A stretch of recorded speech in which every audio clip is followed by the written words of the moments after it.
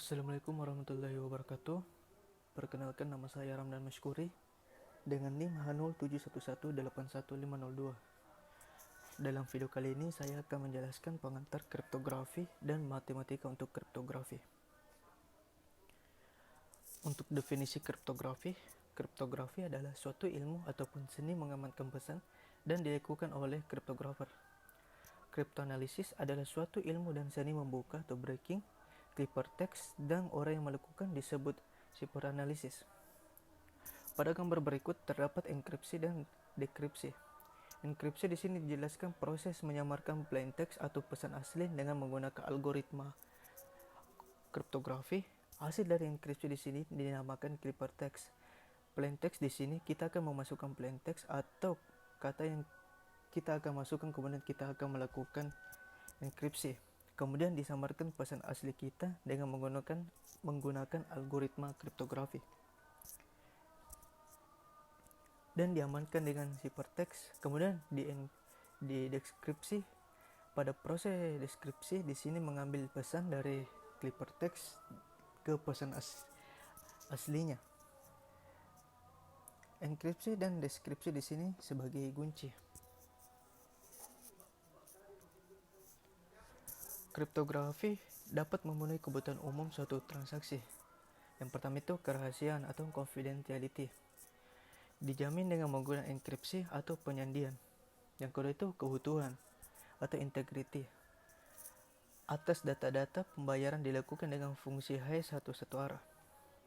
Yang ketiga itu jaminan atas identitas dan keabsahan pihak-pihak yang melakukan transaksi dilakukan dengan menggunakan password atau sertifikat digital.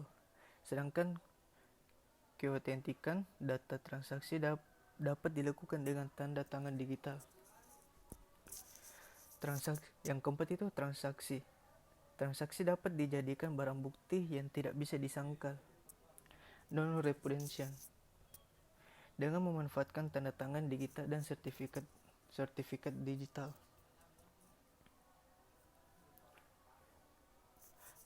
Private key dan public key setting.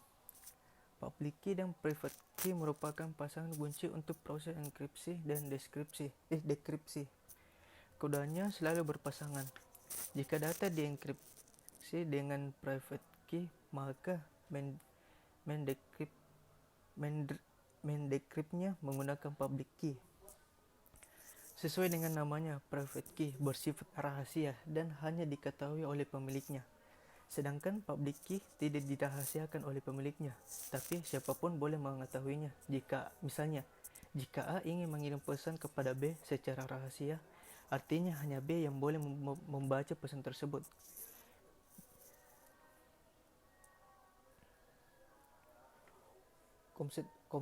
Konsep dasar kriptografi. Yang pertama itu pembangkitan bilangan pseudo-random.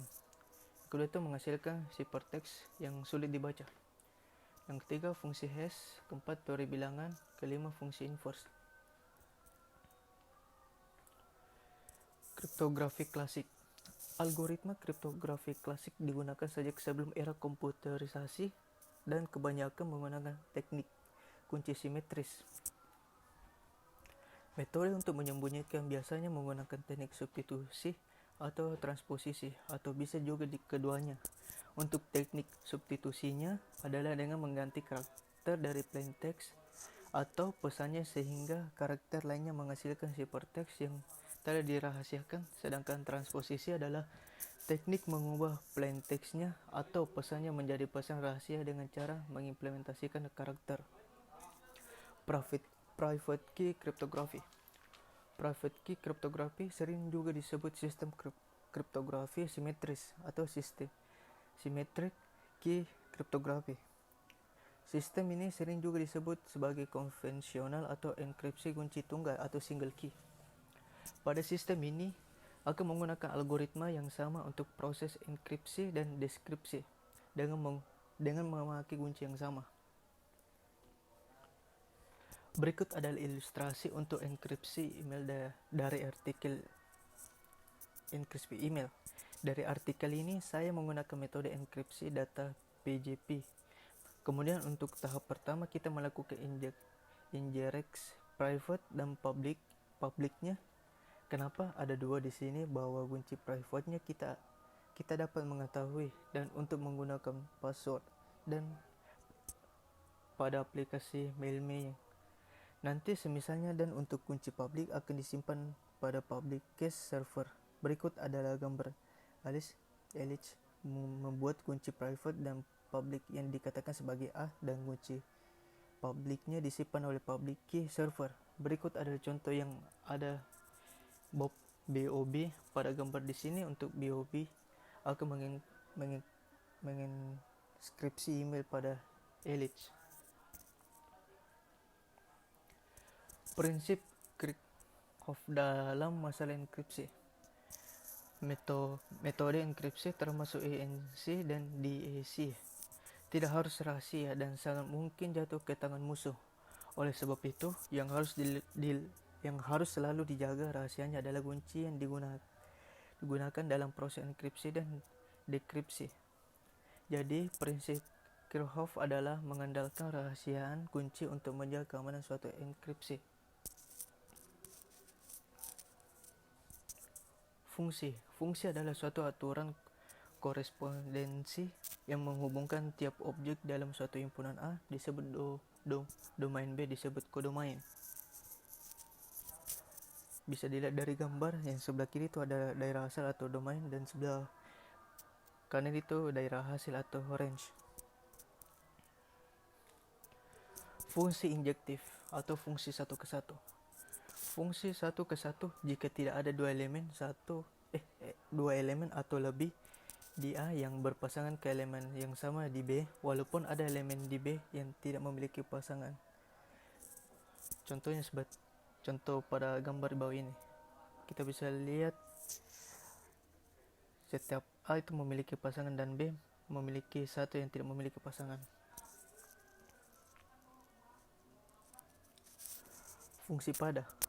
Fungsi pada jika semua elemen di B memiliki pasangan pada himpunan A, walaupun himpunan A memiliki pasangan yang sama di B.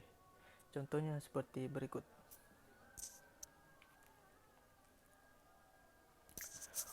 Fungsi berkoresponden. Fungsi F dikatakan bijeksi jika fungsi tersebut satu ke satu dan pada. Maksudnya jika elemen di A hanya memiliki satu pasangan dan di elemen di B semuanya memiliki pasangan. Contohnya sebagai berikut. Inverse dari fungsi. Fungsi F memiliki inverse jika fungsi tersebut merupakan fungsi bijektif. Fungsi inverse dilambangkan dengan F inverse. Jika F A sama dengan B, maka F inverse B adalah A. Contoh, misalnya ada A, ayam, sapi, kambing, dan B, bayam, kangkung, wortel. Relasi F yaitu ayam, bayam, sapi, kangkung, kambing, wortel. Bisa dilihat F merupakan fungsi bijektif. Maka inverse dari fungsi F adalah F inverse bayam, ayam, kangkung, sapi, wortel, kambing. Fungsi satu arah. Fungsi satu arah merupakan fungsi yang jika mencari fx sangat mudah, sedangkan yang sangat susah itu menemukan x sedemikian sehingga fx sama dengan y.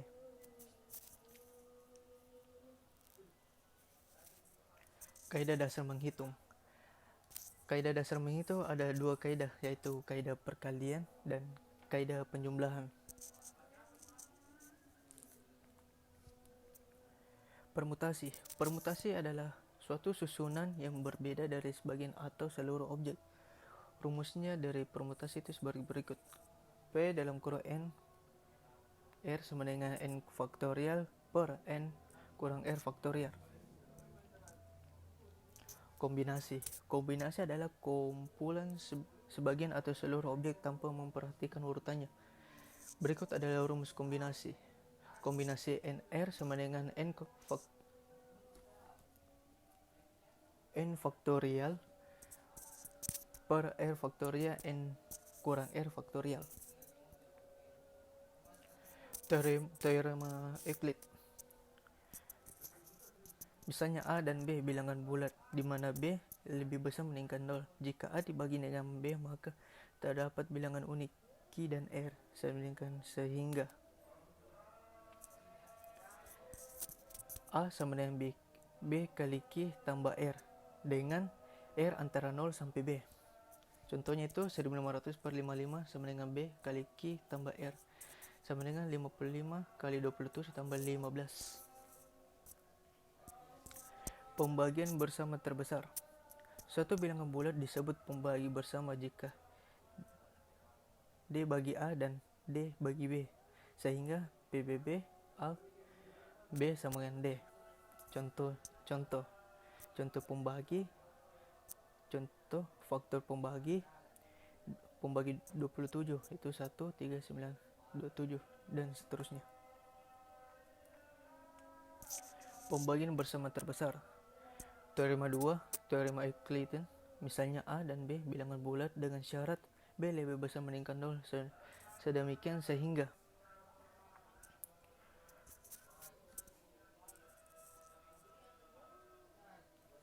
sifat pembagian pada bilangan bulat.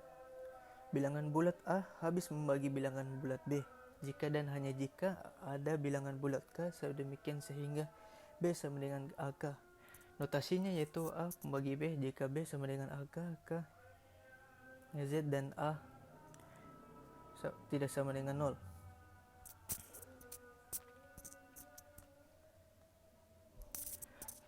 Relatif prima jika PBB dari dua bilangan bulat adalah 1 atau PBB A B sama dengan 1.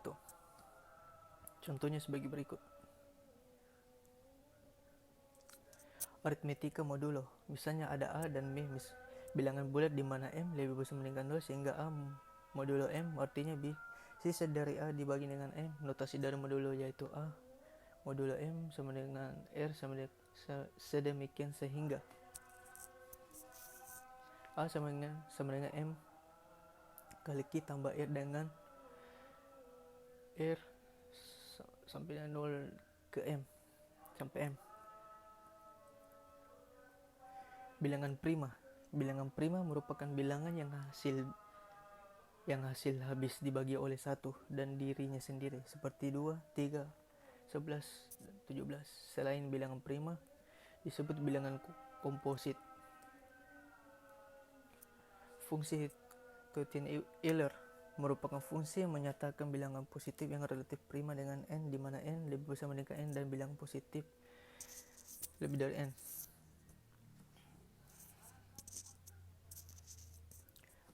Grup merupakan sebuah himpunan tak kosong G dengan sebuah operasi lintang G lintang yang memenuhi 4 sifat berikut, yaitu bersifat tertutup, asosiatif, identitas, inverse, komutatif.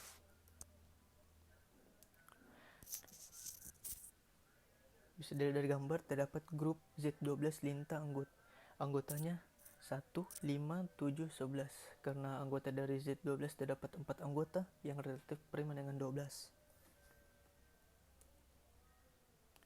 Grup siklik merupakan subgrup yang unsur-unsurnya merupakan unsur dari grup itu.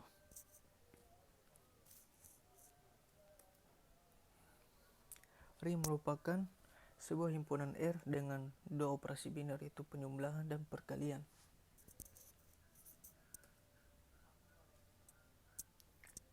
Z4 penjumlahan merupakan grup abelian karena memenuhi semua syarat. Syaratnya itu tertutup, asosiatif, identitas, inverse, komutatif.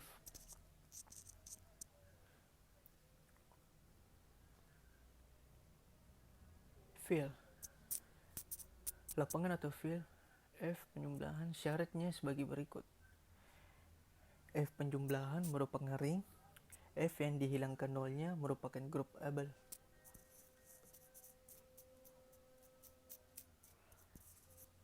F7 penjumlahan merupakan grup abelian karena memenuhi semua syarat, yaitu syarat tertutup, asosiatif, identitas, inverse, komutatif.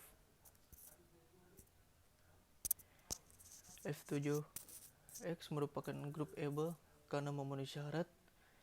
Merupakan grup abel yang memenuhi syarat sebagai berikut. Yang pertama itu bersifat tertutup, asosiatif, identitas, inverse, komutatif. interaksi itu distributif. Baik, mungkin itu saja yang bisa saya sampaikan. Mohon maaf apabila ada kesalahan. Assalamualaikum warahmatullahi wabarakatuh.